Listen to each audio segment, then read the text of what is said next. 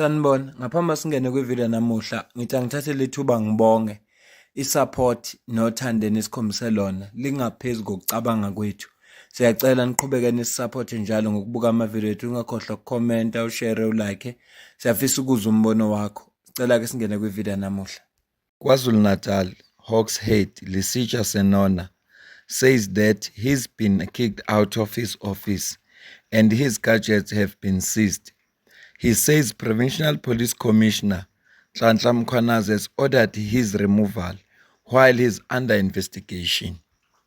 KZN Hawks head Major General Lesitsha Senona has been kicked out of office.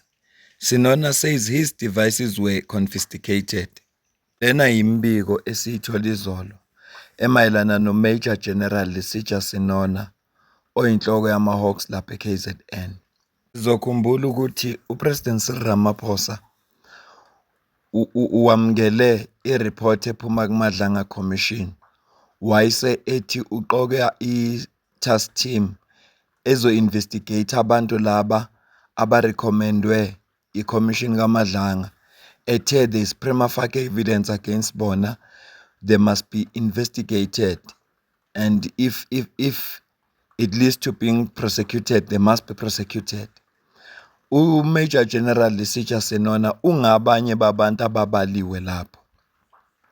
Yena kubethula ubufakazi bakhe phambi kweCommission kaMadlanga kule viki esisuka kulo. Simbonile ukuthi umuntu one-attitude, akafuni ukuphendula eminye imibuzo, kodwa ebesisabikelwe ngakho ukuthi uGeneral Fani Masemula beno Minister uProfessor Feroz Khatshale bazohlanganisa i-task team ezo-investigate, okusho ukuthi bangabantu abasazo-investigate. Bekungakaveli any report esazisayo ukuthi leyo task team isikhona. Sigcine nje upresident ethi i-task team ayibe khona, washo ukuthi umuntu ozobe ehola uMinister Feroz Khatshale ebamsene no-National Commissioner. Imbiko esiyithola izolo esazisa ukuthi uMajor General Senona uvinjiwe ukungena e-ofisini lakhe, kwathatha ngisho ama-gadgets wakhe, okungenzeka ukuthi lama-investigation aseqalile. Ngithe-ke uma ngilibheka lolu daba ngadibana ne-audio clip ekhishwa amaphoyisa ase-KZN ezama ukucacisa ukuthi kahle kahle kuyikona okwenzakalayo yikuphi. Baze babhala ngisho i-statement, so isidingo sokufunda i-statement asikho ngoba lento ebhalwe kwi-statement ile abayisho la. Ngicela uzwe la.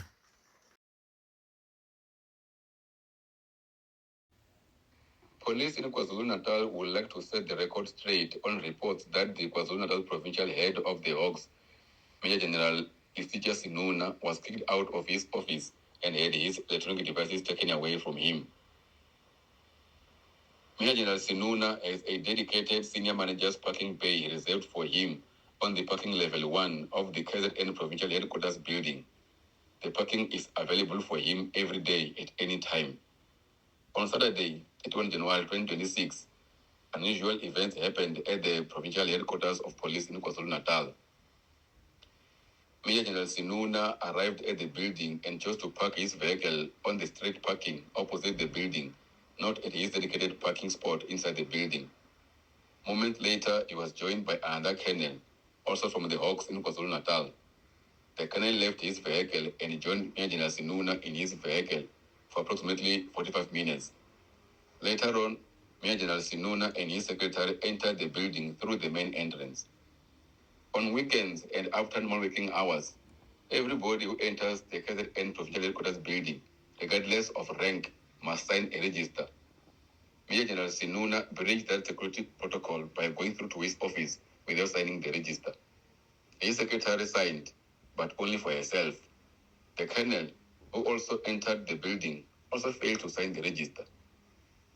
The unusual events of Major General Senona coming to work on Saturday, the parking of his vehicle on the street and not at his parking bay inside the building, the unusual in-the-car meeting on the street with a colonel, and the failure to sign the mandatory register raise security concerns.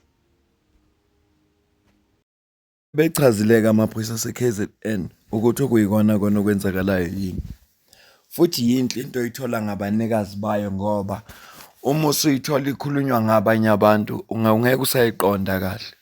Kodwa nje esikutholayo la ukuthi akajwayele ukusebenza ngeSaturday. Okwesibili, une-parking spot lapha angena khona imoto yakhe apake at any time eyakhe akayibangi namuntu. Kodwa Saturday ukhetha ukupaka ngale komgwaqo, front opposite ne-building la asebenzela khona.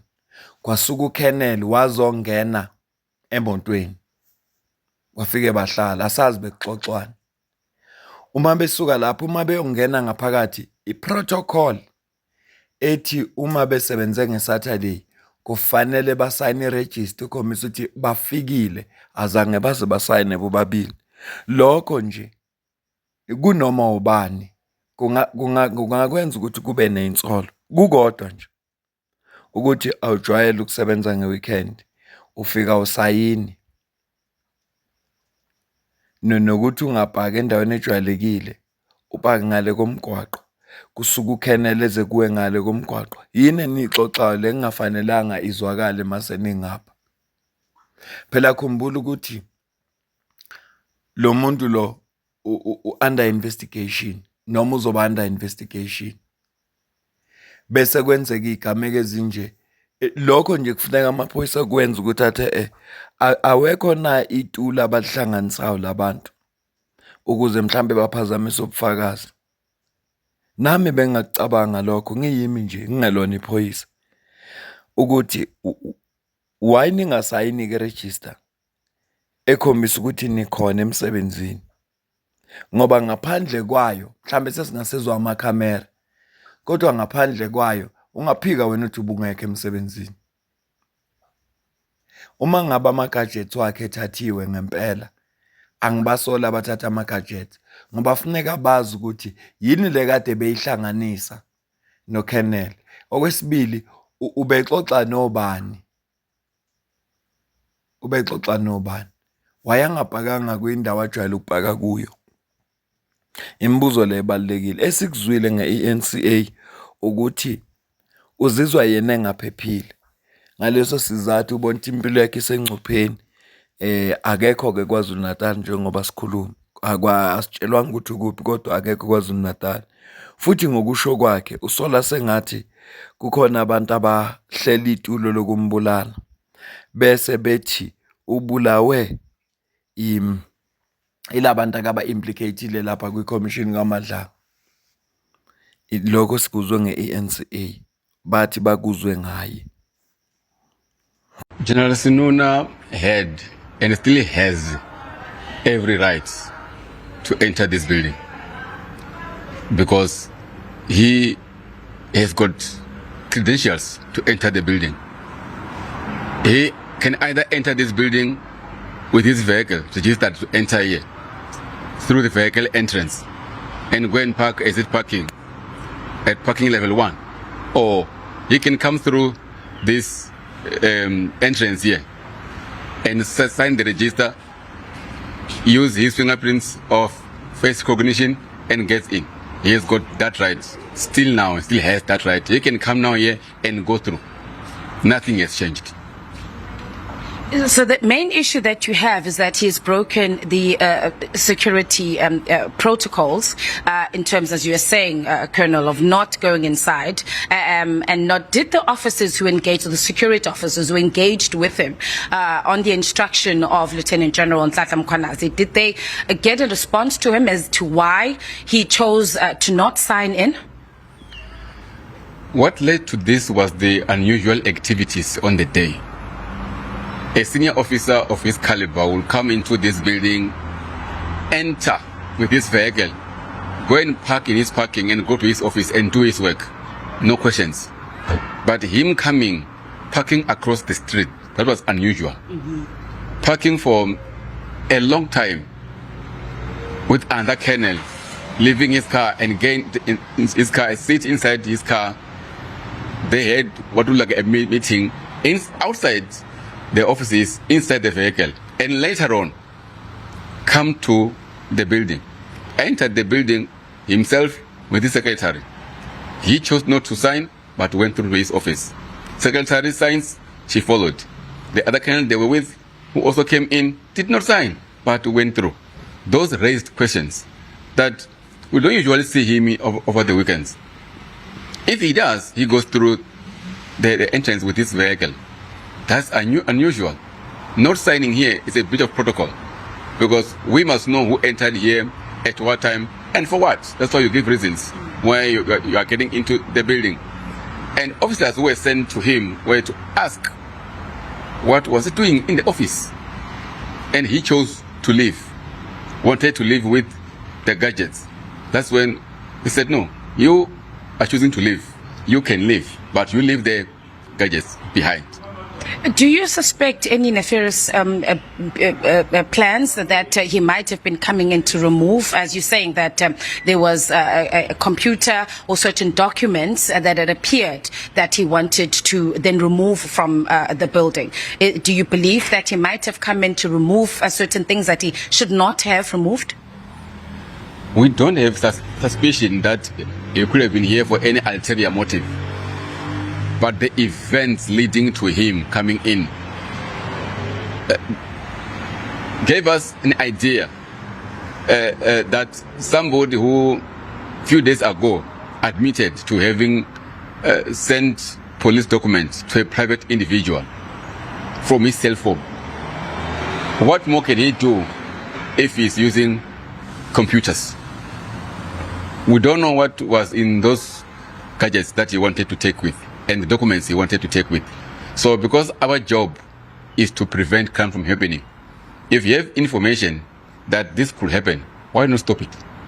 Uyena-ke umkhulumeli wamaphoyisa lo wase-KZN ecacisa kabanzi ukuthi yini eyenzekile futhi konakelephi, kodwa okubalulekile akubekayo, uMajor General Sinona akasuspendiwe, akamisiwe emsebenzini, namanje mayefuna ukuya emsebenzini uvumelekile ukuya, afike enze ngendlela abejwayele ukwenza ngayo, angene apake imoto yakhe la kufanele ipake khona ngoba une-parking spot sakhe, angene aye ofisini lakhe, afika clock ngendlela clock ngayo njengoba kusho ukuthi ufuna sense fingerprint. Kodwa into ebakhathazayo yilokuthi wenze angakujwayele. Ilokho nje ukuraise ama-concerns ukuthi wenze angakujwayele. Wani lo mhlangano bese bewuhleli noKenneth bexoxa lapha ngale komgwaqo, akaphakanga ku-parking spot sakhe. Okwesibili, uyangena e-ofisini akasasayine register njengoba esho ukuthi akasebenzi ngeSaturday, and uma usayine register ngeSaturday ubhala isizathu ukuthi uzokwenzani e-ofisini. Amaphoyisa mayiqondana naye amthola ukuthi ngathi khona into abezozithatha, athi amaphoyisa cha, awukwazi ukuthatha la. Usho ukuthi ama-gadgets athathiwe akuwona wakhe, akusi-personal cellphone yakhe, kuthathwe ama-gadgets lawa awasebenzisa uma esemsebenzini njenge-laptop. Futhi nakhona ba-acta kanje ngenxa yokuthi u-admithile yena kwikhomishini kaMadlanga ukuthi kune-information ayishare, wayisharela uKhethe obekungafanele azayishare. So njengoba sekuvela indaba zokuthi uvinjiwe, nguye oveza lezo ndaba ngoba efuna ukwakha isithombe esizothi amaphoyisa ase-KZN noma uGeneral Mkhwanazi usemthatha njengesigebengu, kodwa usa-investigatewa ngapha. Sizwele ukuthi uThena uzizwe ngaphephile, akekho se-KZN manje, okusho ukuthi kusasa, nisengithi kusasa, namuhla njengoba kumsomluko akeze ukukloka ini emsebenzini. Uzokloka ini kanjani engekho? Okanye uzobuya noma uzobe segadiwe ngoba phela uconcern ngokuthi akaphephile, concern ukuthi akaphephile. Futhi uma ngabe engasabonakala emsebenzini kuzofuna phela benesizathu, atshela abamphethe ukuthi angikho semsebenzini ngalesi sizathu. Asilinde sizozwa ngabo ukuthi kwenzakalani. Kodwa nje ngikwazi yabona iqiniso namanga akunabo ubudlelwano obuhle. Iqiniso nje namanga akunabo ubudlelwano obuhle. Lizovela iqiniso. azokwenzeka ama-investigations ezothola ukuthi okwenzakalayo yini, noma amaphoyisa ayamcabangela sizothola, ngoba kuzovela ukuthi amaphoyisa yiwona nje avele amcabangela ngenxa yezinto azizwile, hhayi ngoba kukhona izinto azenzile ezi-wrong. Futhi nabo abasho ukuthi kunento e-wrong ayenzile, ba-concern ngoba wenza into angajwayelekile ukuthi ayenze, ukuthi ayeke i-parking spot yakhe apake across the street, eze emsebenzini ngeSaturday aphinde futhi angakloki. Lokho nje ku-raise ama-concerns. Futhi namaphoyisa yazi ukuthi awamlwisanga, afika akhuluma naye, ambuza ukuthi bekowani umhlangano.